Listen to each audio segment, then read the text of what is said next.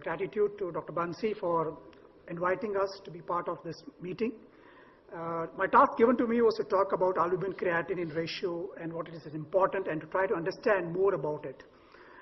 My previous speaker, Dr. Sanjeev Shah, has already laid the good groundwork, has explained considerably in detail. So bear me if there is some overlap, which is inevitable in a talk of such a nature, but I'll try to take you to some more depth about what this entity is. So I'll talk a bit about the basics of albuminuria, the role of microalbuminuria as a risk factor, and is it a target for treatment? We'll look into it, some of it.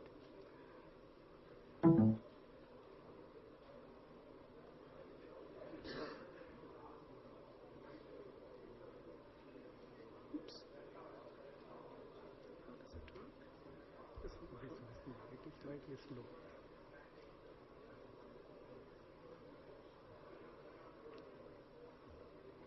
Battery down again.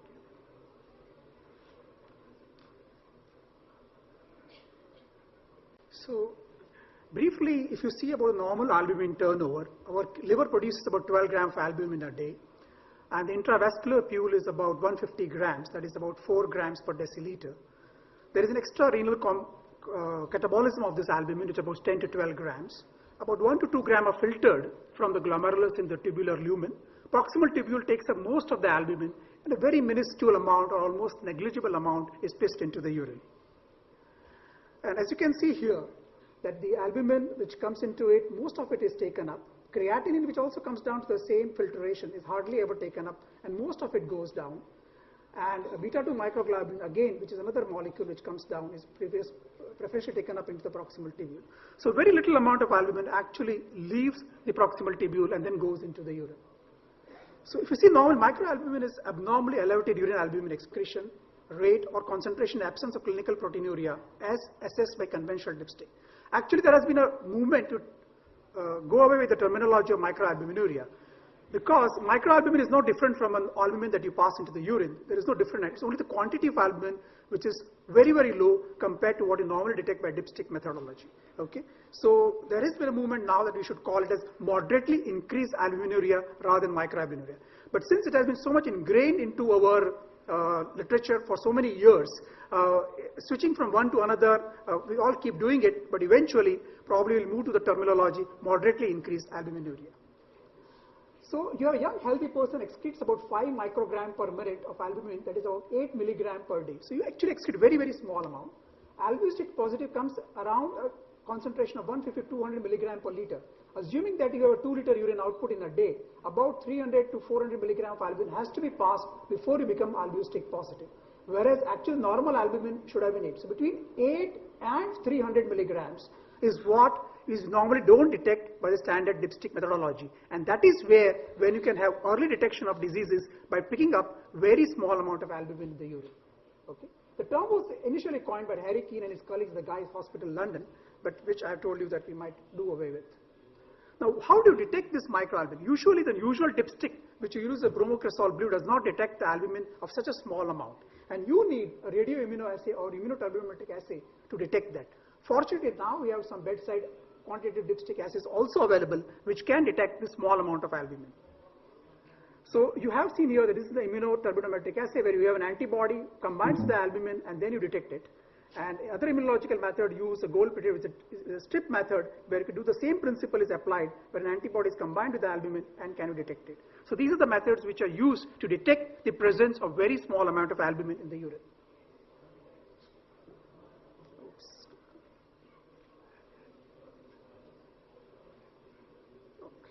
Now, what are the methods of quantification? So once you detect the albumin is present, you need to quantify. So the methods are usually 24-hour urine collection, which is, or a timed urine collection, doing it for 12 hours or 6 hours a day. Now the problem of 24-hour urine collection is that there is a problem for the patient has to carry the can all through the day. There are errors in it. Sometimes spillages happen. So it's not a very appropriate test. And therefore the urine albumin creatinine ratio is a more appropriate test.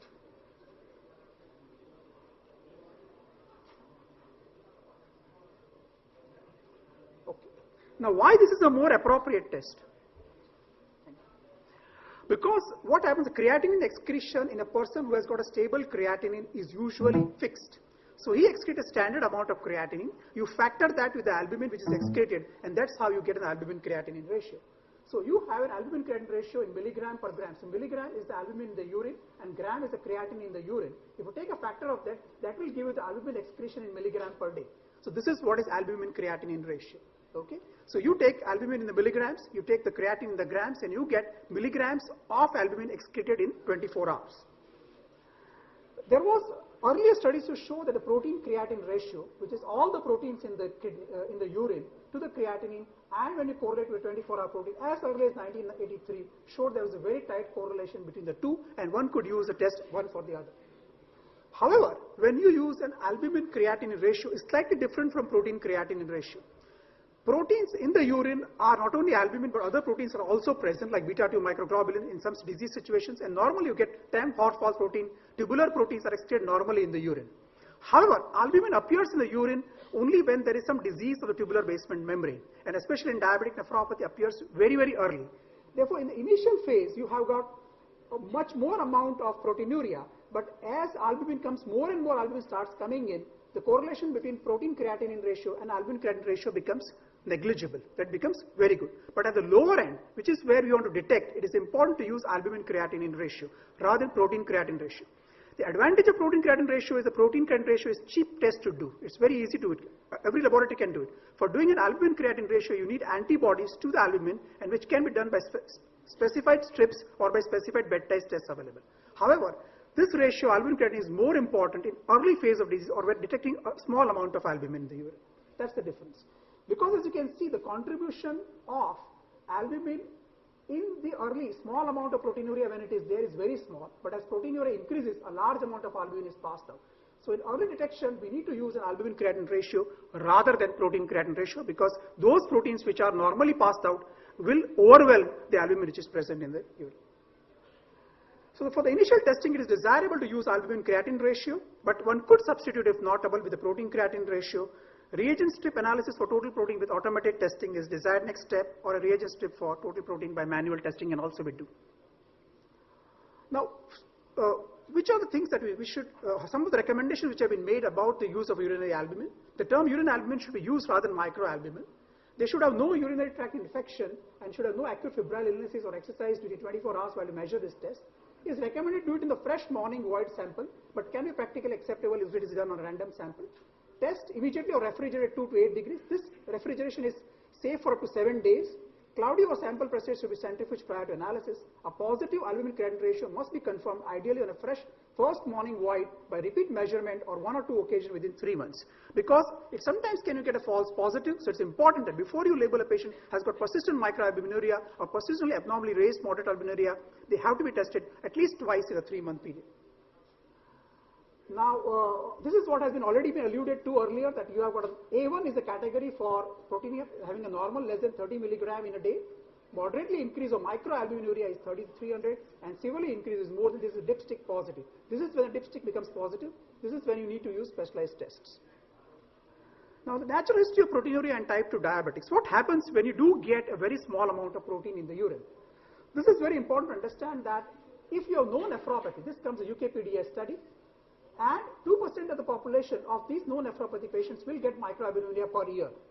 Out of this microalbuminuria per year patients, many of them will actually die, because microalbuminuria, or a very small amount of albumin in the urine, is actually a marker of endothelial disease or a marker of diseased organs, which can be cardiovascular or can be kidney.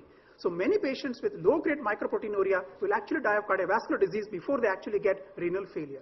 So bear in mind, it is a very good test to actually detect vascular disease and not only kidney disease.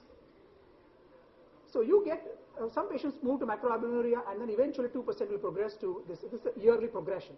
Some patients will directly progress from no nephropathy to macroalbuminuria, or may even directly progress to end stage. And we are now recognizing that there's a small category of patients who have no protein in the urine, still they get renal failure and still they have got diabetic kidney disease. Though most patients will follow this path, a small percentage can bypass this path. And a lot of these patients will die on the way before they reach end stage because of cardiovascular disease. So is it a good test for risk stratification? So for risk stratification, there are some criteria that we use. Most important thing is microproteinuria, the patient is completely asymptomatic. It is not a disease per se. Patient is not going to die of microproteinuria. We have to really assess whether it is going to lead to organ failure or not. So the criteria that you use is prognostic evidence for the surrogate endpoint with patient outcome must be available. So we are using microproteinuria as a surrogate endpoint, you must bear in mind. Second, a biological plausible relationship between the surrogate and the outcome should exist, that is end-stage renal failure, doubling of creatinine. Thirdly, clinical data must demonstrate that the effective interventions that change the surrogate endpoint is directly associated with the same changes in the clinical outcomes. So if you reduce microproteinuria, does that really lead to change in the outcomes or not? Okay. So this is a bit different from what we normally understand. It is important that albumin-creatinine ratio is a risk stratification marker, and it does not tell you that everybody will reach end stage. Now, what are the association between albuminuria and the outcomes? So as you can see, and has been alluded to the previous speaker, that if you get increase in the proteinuria, that even if there's increase in the microprotein 30 to 45, 45 to 60, or up to 80 to 100 or more than this, you get increase in the risk of getting kidney function start deteriorating annually much more if you get more proteinuria. Similarly, if there's a hypertension, then they will much worsen hypertension if there's a microproteinuria. And similarly, in general population also, if you get microalbuminuria, you have a poorer outcome. So patients with microprotein in the urine have a poorer outcome, both cardiovascular and renal wise and overall also. So these are association studies. Again, it has been shown that if you take 24-hour urine protein or urine protein excretion or first morning urine albumin excretion or first morning albumin creatinine ratio, all of them show that this correlation exists, but is best shown with urine albumin creatinine ratio in the first morning void sample. And again, it shows that as your proteinuria increases, you have got more likely to get albumin creatinine ratio increases. There's increased hazard to get end-stage renal failure, suggesting there are numerous studies to show a good association between proteinuria and progression of renal failure. Again, this slide has been shown earlier, a part of it, and this is the part where this is the slide which shows you the events which happen with urine albumin excretion rate, and this is with the fall in the GFR. So this is what is known as the CKD progression. So as the urinary albumin excretion increases, you get more cardiovascular events, you get more cardiovascular death, and you get more renal events. Similarly, as the GFR reduces, you get more cardiovascular events, more cardiovascular deaths, and more end-stage renal failure, suggesting that these two, hand in glove, tells you that the patient is not doing well. If your creatinine goes up or your eGFR goes down, or if your urinary protein grows up, both of them suggest that there is vascular inflammation, there is bad news for heart and the kidney both. So, is it a biological plausibility? When you pass protein into urine, does it really enhance the renal failure or not?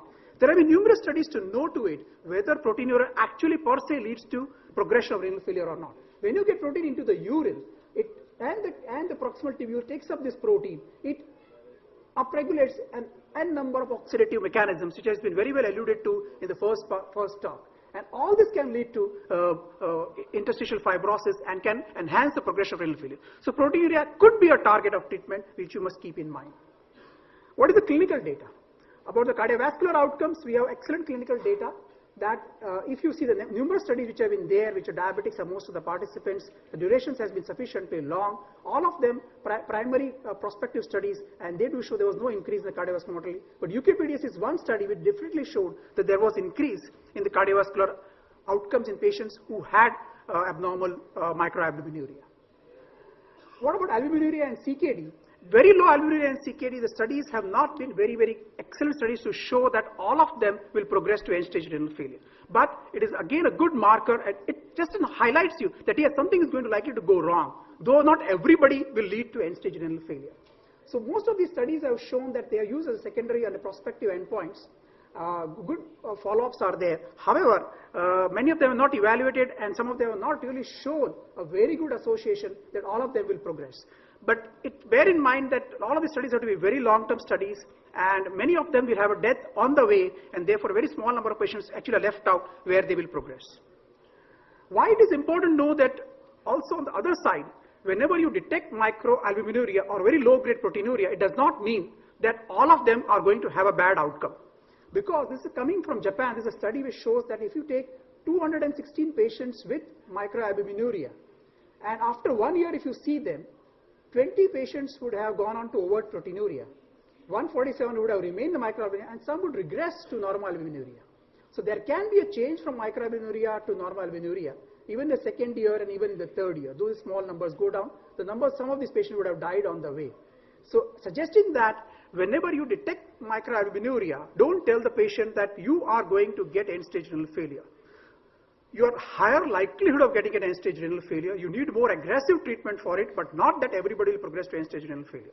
You must bear that in mind. Some of them might regress. It's a good test, but it is not 100% predictive of an end-stage problem. Why it is so? There is some dichotomy in this is that if you see the data from the lipid reduction, all the trials in the lipid reduction show that as you reduce the lipids further down, they do well. Same with blood pressure, as you reduce them, they do well. Even in the albuminuria trials, they have shown that those patients whom all the trials which have been listed here, show that as you reduce albumin, the rate of progression goes down. However, you must remember that all these trials were done which show a good correlation is in macroproteinuria stage, that is beyond 300 milligram stage, where there is a good correlation that patient has got diabetic nephropathy, you give treatment and the rate of progression might come down. In microproteinuric stage, the data is insufficient to tell you that even you use that, everybody will not progress. But it is important that this is a good marker for cardiovascular events to happen and renal events to happen, but not a very tight marker for treatment purposes for that point. So having gone through all the basic details, it has now been come up that when you detect the patient, you must classify what degree of albuminuria he has and what is his GFR. Normal GFR, no albumin, very good news. As proteinuria increases, as GFR goes down, news becomes much worse and worse. So this is how the way you now classify by the category of GFR and albuminuria both. Okay. I'll just go to you now through the summary of the slides which I have talked. So these are, I think, the most important which you can take home if you have not heard all the details about it previously. Moderately increased albuminuria, the new term for what was formerly called microalbuminuria, is defined as persistent urinary albumin excretion between 30 and 300 milligram per day. That is less than dipstick detectable.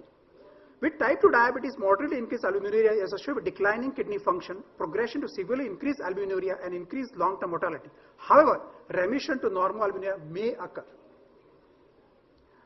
The preferred screening strategy for moderately increased albuminuria is yearly measurement of urine albumin to creatinine ratio in an untimed urinary sample. An elevated ratio should be confirmed with at least 2 additional tests performed over subsequent 3 to 6 months, with confirmation of diagnosis requiring at least 2 of the 3 samples to be positive. Among patients with persistently moderately increased albuminuria and blood pressure above goal, we recommend that patients should be treated with ACE inhibitor or ARB. Okay. However, data is limited on value of treating moderately increased albuminuria, that is microproteinuria, with ACE inhibitor ARB in patients with type 2 diabetes who are normotensive. So somebody just has a little touch of microproteinuria, is normotensive. Right now the data is not sufficient to say that you put them on ACE and ARB. However, treatment be considered in view of limited cost and safety of the drug. Because the drug therapy is cheap, it is safe, one may consider using therapy, but if you are a stickler for the evidence is very good for macroproteinuria, evidence is good for patients who have hypertension. Fortunately or unfortunately, 80% of the patients who have microproteinuria in type 2 diabetes, which we see a majority of our patients, are already having hypertension. So anyway, you are going to treat them with ACE or ARB. So this real conflict where normotensive microalbuminuria is going to be a very small percentage, where data is not enough, but one can consider treatment for that. Thank you for a very patient listening, and I hope to answer the question.